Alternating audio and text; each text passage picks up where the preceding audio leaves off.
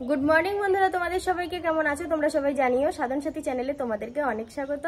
আজকে আর সকালবেলায় কোনো কাজ তোমাদের সামনে শেয়ার করিনি। আজকে কাজকর্ম সেরে স্নান সেরে তারপরে ব্লগটা স্টার্ট করলাম।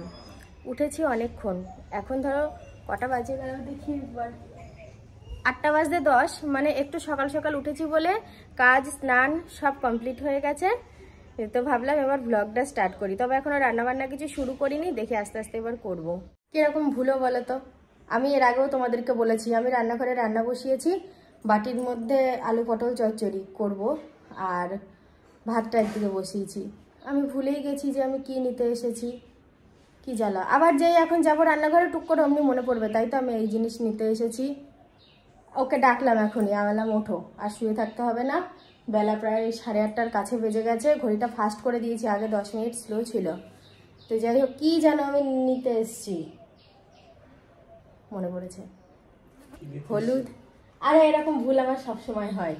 হলুদ আর সর্ষের তেল, লবণটা ওখানে আছে, কাঁচা লঙ্কা নেব, আর পেঁয়াজ দেবো না, থাক পেঁয়াজ অল্পই আছে, দুপুরবেলায় তরকারিতে ওটা লাগিয়ে দেবো। কোনো জিনিস ছাড়া যে তরকারি খাওয়া যাবেই না, পেঁয়াজ ছাড়া যে খাওয়া যাবেই না এমনটা কিন্তু নয়, বুঝতে পেরেছো? না দিলেও চলে। এসো নি, প্রকাশ কোথায়? প্রকাশ মাঠে গিয়েছে। মাঠে গেছে দাদুর সাথে? তোকে 5 টাকা দেওয়া আছে, প্রকাশকে দিয়ে দিবি। প্রকাশ আমার থেকে 5 টাকা পায়, কালকে রাত্রে বলছে মামি 5 টাকা পাই। ওকে নিতে বলেছি, ও নেয়নি, মানে ওকে দোকানে পাঠিয়েছিলাম তো, বাচ্চা মানুষ, মাঝে মধ্যে 5 টাকা দেওয়া হয়, 2 টাকা দেওয়া হয় না, 5 টাকাই। আমার একটা জিনিস কিছুতেই মাথায় ঢোকে না, মা আর কাকলি দুজনাই পাট শাক বাজবে মাঝখান থেকে ছিঁড়ে ছিঁড়ে, ভালো করে পরিষ্কার করে বাজবেই না, কতটা করে শাক লেগে থাকে। আমি আবার এরকম করি না, একদম পরিষ্কার করে বাছি। তো যাই হোক, শাকের কথা বাদ দিলাম। তোমরা যে দাদাভাইটাকে দেখতে পাচ্ছ, ইনি এসেছেন শিলচর থেকে, হয়তো আসাম শিলচর। তো উনি বললেন পরশুদিন গাড়িতে চেপে, মানে পরশুদিন সন্ধ্যেবেলা চেপেছে, আজকে সকালে নেমেছে। তো কি বলবো, আমার খুব খারাপ লাগলো উনি এত দূর থেকে এসেছেন। তো যাই হোক, ওনার চ্যানেল আছে, তো চ্যানেলের নাম হলো সুনিতা.বুলবুল। তো আমি চাইবো উনি যখন এতটা দূর কষ্ট করে এসছেন, এই ভিডিওর মাধ্যমে তোমরা যদি সার্চ বারে গিয়ে চ্যানেলটা সার্চ করে দেখো, যদি 2-5 জনাও ঢোকো, আমার খুব ভালো লাগবে, কারণ উনি এত কষ্ট করে আমাদের এখানে এসেছেন। তো যাই হোক, ওনারা রিলস বানায়, আর উনি যেহেতু বাংলা কথা বলে না, তো বাংলা বলে অল্প অল্প বলে, আর বাংলা বলতে পারেই বলে আমার সাথে একটু কথা বলতে পারছে, আর আমিও বুঝতে পারছি ওনার কথা। তো উনি হিন্দিতে ব্লগ করে, তো ব্লগটা খুব কমই করেন, আমি ওনার চ্যানেলটাই দেখলাম, স্বামী স্ত্রী দুজনা রিলস বানায়। তো যাই হোক, সুনিতা.বুলবুল, তোমরা সার্চ বারে গিয়ে চ্যানেলটা একটু সার্চ করে ভিডিওগুলো দেখে নিও। আমরা সকালের খাওয়া দাওয়া কমপ্লিট করেছি, তো এই দাদা আসলেন, তো ওনার সাথেই এখন বসে গল্প করছি, মা আর কাকলি দুজনা বসে বসে শাক বাচ্ছে। আচ্ছা মা, এ দেখো তোমার ছেলের গুণগানটা শোনো।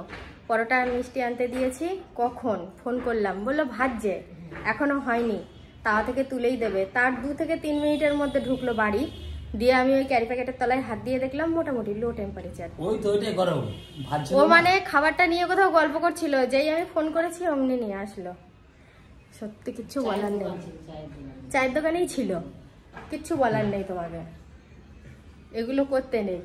কোনো একটা জিনিস দায়িত্ব করে আনতে দিলে সেটা সময়ে নিয়ে আসতে হয়। আমি তো দায়িত্ববান ছেলে নয়। হ্যাঁ, দায়িত্ববানে তুমি ক পাবা। বাইরে থেকে রান্নাবান্না করে আসার পর আমি পুরো অবাক হয়ে গেছি, মানে ঘরটা এত সুন্দর করে গুছিয়ে দিয়েছে না, সে মানে কি বলবো, বলার কথা না। বেড কভার চেঞ্জ করেছে, তার সাথে মানে ভালো করে পরিষ্কার করেছে। তো আমি আজকে ঘর ঝাড় দিয়ে বেরিয়ে গিয়েছি, তারপর আর ঘরের তেমন কিছু কাজ করিনি। দেখো একদম পরিপাটি, আর বিশ্বাস করো এরকম পরিপাটি করা ঘরদোর দেখতে কিন্তু বেশ ভালো লাগে। তার মধ্যে এরকম পরিপাটি ঘর যদি বাইরে থেকে এসে দেখি, তো নিজের তো অনেকটা কাজ কমে যায়, সেই জন্য মনটাও অনেক খুশি খুশি হয়ে যায়। সাথে রান্না কমপ্লিট হলো, আমার স্নান কমপ্লিট, খাওয়া দাওয়া কমপ্লিট, আমরা দুজনে একসাথেই খেলাম। তার মধ্যে রাজু থেকে সব বিছানা সব ঠিক করে ফেলেছে, সব ঘরটা পরিষ্কার করলো। হ্যাঁ, ঘর পরিষ্কার করছিল তো দেখি। আর সাথী বলছে, আমি সাথীকে জিজ্ঞাসা করছি যে এটা কবে কিনলে, বললে কেন এটা কিনেছি অনেকদিন হয়ে গেল। ওই তুমি যেটা পছন্দ করেছিলে যেদিন, যেটা কিনেছি সেদিন এটাই কিনেছি, ব্লগেও দেখানো আছে। দারুণ লাগছে। যাই হোক, এখন আমরা দুজনা রেডি হব, রেডি হয়ে এক জায়গায় যাওয়ার আছে, গেলে তোমরা দেখতেই পারবে। তখন সাথী খাওয়া দাওয়া করে মানে শুয়ে পড়লো। কি আর কোন শুয়ে পড়লো, আমি বললাম স্যুটটা তুমি নাও, বললো কেনা যে তুমিই নাও, আমি তো আছি। তো পুরোপুরি 3টে বাজেনি, তো 2-1 মিনিট বাদ আছে, আর আমি রেডি হয়ে নিয়েছি। রেডি হওয়া বলতে একটু মাথাটা আঁচড়ে একটু টিপ পরে নিয়েছি ব্যাস, আর যেরকম যা কানে গলায় ছিল সেরকমই ঝুলানোই আছে। যাচ্ছি ডাক্তারখানায় বাপু, আমি তো আর ঘুরতে যাচ্ছি না কোথাও। তো ও বলছে কি যে চলো এবার বেরোনো যাক, আর বেশি দেরি করলে ফিরতে অনেকটা দেরি হবে, তাই আমাদের ফিরতে অনেকটা দেরি হয়েছে। তোমরা পুরো ব্লগটা দেখতে থাকলে তারপরে বুঝতে পারবে। একটা কথা কি বলো তো, তোমরা আমার ব্লগ দেখো জানি, হাসি মুখটা সবসময় দেখতে পাও, কিন্তু আমার মধ্যে কিছু কষ্টও লুকিয়ে আছে, যেটা শরীরের কষ্ট। শুধু ডাক্তার আর ডাক্তার, ডাক্তার আমার পিছন ছাড়ে না। তো একটা সমস্যার জন্য আমি এখানে দেখিয়েছিলাম, ওষুধ খেয়েছি, সেই সমস্যা মিটছে না, মানে আমার নিচ পেটে পেন হয়, ঠিক আছে। তো সেই জন্যই কৃষ্ণনগর যাচ্ছি অন্য ডাক্তার দেখাতে। তো চলে এসেছি, দেখো তো এই জায়গাটা কে কে চেনো, যারা যারা চেনো অবশ্যই কমেন্টে জানাবে। এই ব্রিজটার নাম, হ্যাঁ, এই ব্রিজের দুই মাথায় না শ্রী চৈতন্য আর তার সাথে জগাই মাথায় আছে। তোমরা যারা পরিচিত এই ব্রিজটার সাথে অবশ্যই কিন্তু কমেন্ট করতে ভুলবে না। এটা আমার বদ অভ্যাসও বলবো না, নেশাও বলবো না। আমি প্রত্যেক দিন কাটি না, আমি 2 মাস 3 মাস পর কিংবা মানে মাসে একবার আমি আমার ভাগ্যটা পরীক্ষা করি, কখনো সখনো বেঁধে যায়। তো বেঁধেই যখন যায়, কত পয়সা তো কত দিকে যায়। ভারী হয়তো 30 টাকা 60 টাকা, নয়তো 120 টাকা। আজকে আমি পুরোটাই নিয়ে নিলাম 120 টাকা দিয়ে। আজকে রাত 8টায় খেলা আছে, জানি হবে না, তবুও ভাগ্যটা পরীক্ষা করি মাসে একবার, এই আর কি। আমরা কৃষ্ণনগর ঢুকে গেছি, তো এখনও যাইনি ডাক্তারখানার দিকে। এখানে টিকিট বিক্রি করছে, তো মনে হলো আগে আমি টিকিটটা নিয়ে নিই, কারণ সকালবেলাতেই আমি মনে মনে ভেবে রেখেছিলাম আজকে একটা টিকিট কাটবো। আর যেদিন আমি ভাবি যে টিকিট কাটবো, সেই দিন আমি কেটেই ছাড়ি, এটাই আমার সিস্টেম, তাতে আমার টাকা হোক কিংবা না হোক। আজকে আমার চোখ মুখের অবস্থাটা ভালো না, সেটা আমি ক্যামেরার দিকে তাকিয়ে খুব ভালো করে বুঝতে পারছি। কাজল পরিনি, তবু মনে হচ্ছে চোখের নিচে যেন কালি ঢালা রয়েছে। আসলে সকাল থেকেই আমার মানে পেটে ব্যথা করছে, তো কষ্ট করেই আমি একরকম রান্নাবান্না করেছি, ভাতও খেয়েছি পরিমাণে খুবই অল্প, ইচ্ছে করছে না একদম। তো চলে এসেছি, এবার তো একটু ভিড়ভাট্টা আছে, তো সেই জন্যই বসে রয়েছি। বসে থাকতে কোনো অসুবিধা হচ্ছে না। আর এত দূর থেকে এসে আজকে যে ডাক্তার দেখাতে পারবো, বিশ্বাস করো প্রথমে আমি ভাবতে পারিনি। কারণ এটা হয়তো ভেবেছিলাম যে যাকগে আজকে দেখে আসি, খোঁজ নিয়ে আসি, পরের দিন যাওয়া হবে, পরে হয়তো যেদিন ডাক্তারবাবু বসবেন সেই দিন সময় মতো যাওয়া হবে। কিন্তু না, দেখো আজকেই একজন ভালো ডাক্তারের খোঁজ পেয়ে গেছি, আর আজকেই দেখানো যাবে। তোমরা জানো যে কোনো ডাক্তারখানায় গিয়ে কিংবা হসপিটালে গিয়ে আমি সেভাবে ভিডিও করি না, করলেও হয়তো একটুখানি। কিন্তু ওই যে দিদিভাইটা আমার সাথে গল্প করছেন, উনি বলছিলেন যে দিদি আমাদের কিন্তু ভিডিও করবে তুমি, ওটা একটা নার্সিং হোম। ডাক্তার দেখানো কমপ্লিট হয়ে গেছে, ওষুধগুলো ভাবলাম এখান থেকে নিয়ে নেব, কিন্তু এখানে পাওয়া গেল না, আমাদের নবদ্বীপ থেকেই নিতে হবে। এখনও একটু বেলা আছে, তবে যেতে যেতে মনে হয় যেন সন্ধে পার হয়ে যাবে। কাগজপত্র গাড়ির ডিকির মধ্যে রেখে নিচ্ছি, শুধু ফোনগুলো হাতে থাকবে। ফোন তো হাতে না থাকলে মাঝে মধ্যে তোমাদের সামনে আমি আসতে পারবো না, খুব অসুবিধা হয়ে যাবে। আর ডিকির মধ্যে ফোন না নেওয়াই ভালো, এমনি গরম হয়ে যায়। একটা ফোন আমি যাওয়ার সময় নিয়েছিলাম, কিন্তু আমি আবার ভাবলাম কি থাক, ফোনগুলো নেব না। তো আমার কর্তার খুব ইচ্ছা ছিল, কৃষ্ণনগরের একটা বিখ্যাত দোকান আছে, সেখান থেকে সরপুরিয়া খাবে। আর কৃষ্ণনগরের তো সরপুরিয়া কিংবা সরভাজা দুটোই খুব স্বাদ হয় খেতে, তো সেই কারণেও চলে এসেছে। আমার না তেমন কিছু খেতে ইচ্ছে করছিল না, দিয়ে ও বারবার বলল নাও তুমি সরপুরিয়াটা অন্তত নাও, এটা সরভাজা মনে হয়, যাই হোক হবে, আমি সঠিক নামটা বলতে পারছি না। তো নেওয়া হয়েছে দুজনার জন্য, আর আমি বাড়ির জন্য কিছু নিয়ে যাব, যেহেতু এখানে ভালো মিষ্টি পাওয়া যায় দেখছি, তো এখান থেকে বাড়ির জন্য কিছু নিয়ে যাব, অল্প কম বেশি এটা খাই, আর দেখি বাড়ির জন্য কি কি নেওয়া যায়। আমরা কর্তাগিন্নি গাড়ি নিয়ে অনেক এদিক ওদিক ঘুরি, তো এই প্রথম পুলিশের হাতে পড়লাম।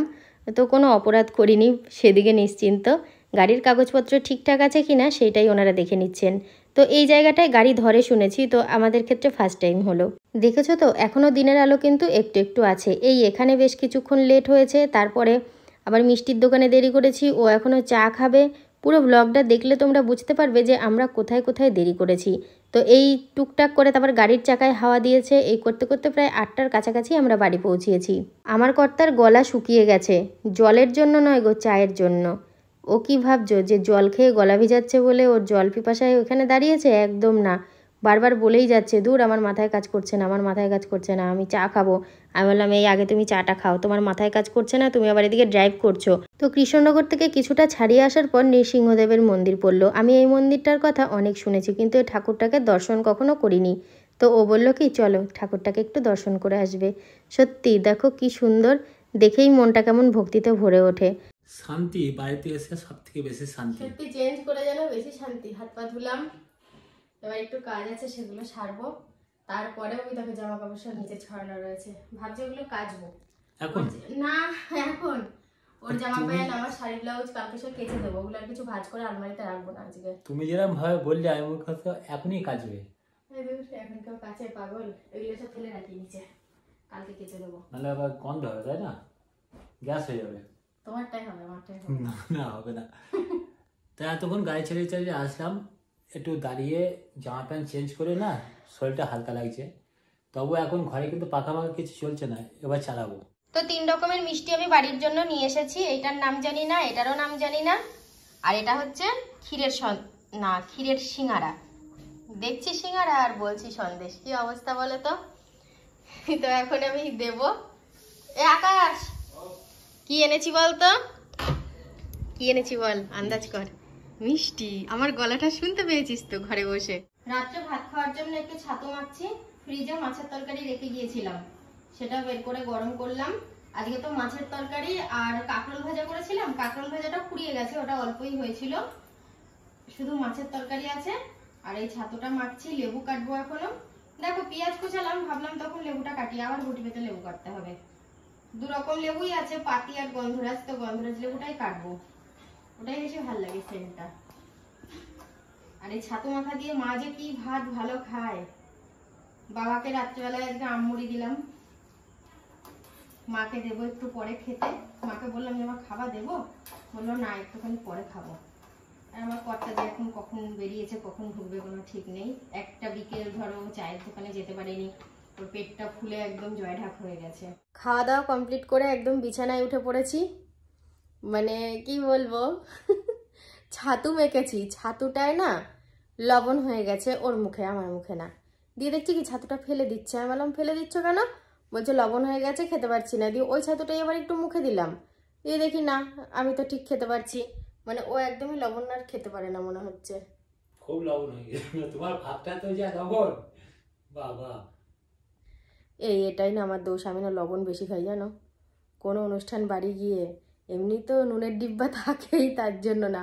এখন আবার সিস্টেম আছে দেখি বাটি করে করে লবণ দেয়, তো বাটির লবণটা আমার ঠিক খেতে ভালো লাগে না। যদি কৌটো থাকে ঝাঁকিয়ে নিই, সেটার ব্যাপার আলাদা। লবণ একটু কম খাওয়া, লবণ কম খাওয়া ভালো। এটা ঠিক, লবণটা কম খাওয়া ভালো, আমি একটু অতিরিক্ত বেশি খাই, তো চেষ্টা করব লবণটা কম খাওয়ার। অনেকে বলে কি লবণ ভেজে খাওয়া ভালো, মানে ক্ষতিটা অতটা হয় না। তো দেখি যেটাই ভালো থাকতে হবে সেরকমভাবে চলতে হবে, কারণ শরীরে তো নানান রকম সমস্যা উকি যেতে শুরু করেছে। তো আজকে গিয়েছিলাম যে ডাক্তার দেখাতে, ওখানেই আরেকটা রিপোর্ট হয়েছে। তো খুব একটা ভালো না, 3 মাস পর আবার যাব। তো দেখা যাক কি হয়, এই হচ্ছে ব্যাপার। আর ও এখন দেখো গামছা গায়ে জড়িয়ে ওরকম ভাবে সেটে দাঁড়িয়ে আছে কেন আমি ঠিক বুঝতে পারছি না। শীত করছে, শীত। এসিটা তো অফ করা হলো। ওই তো তার জন্যই তো বাইরে চলছে। তুমি ঘুমাবা কখন? 3টে। আর এতক্ষণ কি করবা? টিভি দেখবো। ওই টিভি আমি বন্ধ করছি, দাঁড়াও। তো চলো, আমার ঘুম চলে এসছে। আমার এই যে বিছানা সব রেডি, এই দেখো বালিশ টালিশ নিয়ে নিয়েছি। তো আজকের মতো ভিডিওটা এখানেই শেষ করলাম। তোমরা সবাই খুব ভালো থেকো, দেখা হচ্ছে আবার কালকে সকাল থেকে। সবাইকে গুড নাইট।